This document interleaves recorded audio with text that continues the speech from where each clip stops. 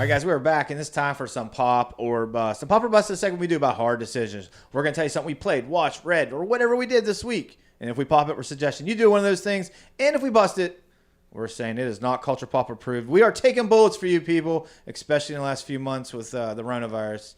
But there's no middle ground, guys. Hard decision. Pop or bust. Christy, what's up first? Yeah, so first we're going to be talking about High Score. High Score is a Netflix docuseries, and it features interviews and segments around the creation and development of video games in the 1980s and 1990s, the golden era. At least that's what I think it is. These are intermixed with animated segments rendered in a pixel art style that is really, really cool, similar to video games of that period. The show's intro also is done in that same animated pixel style and includes numerous references to past video games. The series is narrated by Charles Martinet, who is the voice actor for Mario. It's Mario. It's Mario. So everybody caught this, right? Yes. Yes. Yeah. Yeah. I never to. know to believe you or not. You got to be solid with your answers. Yes. No. I got to keep you guessing so you keep listening. I watched this whole thing. I thought it was... All right, so Netflix last week had one called Unwell, and we all just universally hated that garbage, right? And we said, Yes. that's not the way to do a damn documentary. This, on the other hand, is the exact opposite for me. This was the way you do a documentary. Presenting facts, presenting stories that I never... A lot of these things I never knew, and I was appreciative to learn that Pac-Man came from a pizza that they were eating, and things like that. And guys, we're going to slightly spoil just some of the first episodes so you get an idea what you're getting into, but there's 6 episodes of this, and it never stops. It just goes out and keeps giving you cool facts about the video game industry. I think they did a really, really great job of bringing in the developers and the creators of these classic games and really being able to share their experience and their stories of how they came up with these ideas. It was so immersive. And like you said, Brandon, I don't usually love how docuseries are done, but one thing that I feel like this one does really well is at the end of each episode, it leads you into the next one, and it makes you want to binge this. What'd you guys think? I'm glad they focused on people that I haven't heard about, but they have really interesting stories. They still brought up Miyamoto and all those guys, but there's a lot of interesting stories out there that I'm glad that they included. So I'll say that I got 3 episodes into this. I didn't get all the way through it. And before we break down each episode, I'll just give you my general feelings on it. I think it's very well done. It's very well put together. Mm-hmm. The mix between going back and forth between live action and the animated little shorts that they put together to show how it got done, but not really got done without spoiling anything.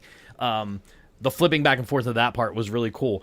I'm actually shocked by you guys saying that a lot of this information was new to you, though, because I feel like these were all stories that I've heard before. I think the documentary was done very well, but a lot of the stories, how Pac-Man came around, how the Space Invaders came around, some of those stories I had heard before. This was very well done, but maybe it just brought less new stuff to me than it did to you guys, it sounds like. Yeah, perhaps. There was a lot of stuff in there I already knew from being a gamer and living during the time. But I think the things like the guy that modded Missile Command to make more money for the arcades, I think things like that I never heard about. I found real interesting, and how Atari obviously didn't like that, but ended up hiring them because the guys were doing such a good job, And how I didn't know Miss Pac-Man was a modded Pac-Man game designed for you to eat your quarters, Me either. Excuse me. I threw to you and you Wow, coughed. she all right over there? I threw to you and you Sorry. coughed. Professional. I also think that they found some unsung heroes to really bring attention to, because I think, like a lot of industries, in the gaming industry, we know big names and big creators, but there are so many people that go into developing these games. And I think about the guy who developed the system, the first system that could take cartridges. The F-Series. Yeah, that you just never hear about him, and how proud his family is of him. I love that they shared those stories. I agree. That was new to me. Yeah. Like, a lot of the other stuff, we can break it down episode by episode if you guys want. Just, I mean, like little blurbs. In the first episode, though, like the whole story about Space Invaders, I knew about that. The mods on Missile Command and Pac-Man, I knew about those. But that F-Series, I didn't know about that. That was kind of cool. The But other they're part still in the first, really interesting stories, whether you know Sure. about them or not. They're just Sure, really sure. interesting to hear again.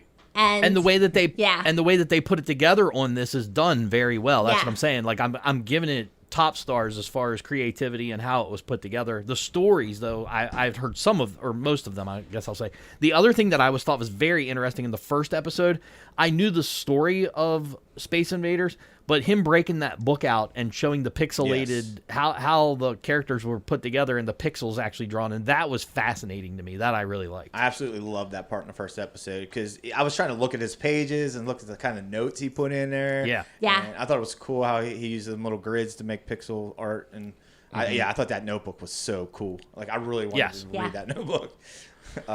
And he pulled it out and he took great care with it. He's like, oh, it's starting to fall apart. I'm like, ugh, that thing's falling apart, brother. Yeah. I thought this found a good balance of appealing to people who don't know about the video game history and people who do. Agree. And I like that. The intro is pretty epic, bro. Yeah. The it is. music's Right? awesome. A lot of this music sounds like it's straight from Stranger Things, though. I don't know if you're Yeah. into that sort of thing. I didn't watch that show. Same production, Netflix. So Your Yeah. dad kept skipping the intro after the first segment Wow. episode. I was like, Skip. stop it! I actually listen to it most of the time. I think I skipped loved it it. once. It does go through the history, but it doesn't give you it's only 6 episodes, 1 hour each. So you're not getting into a lot of history. You're getting in particular facets of video game history.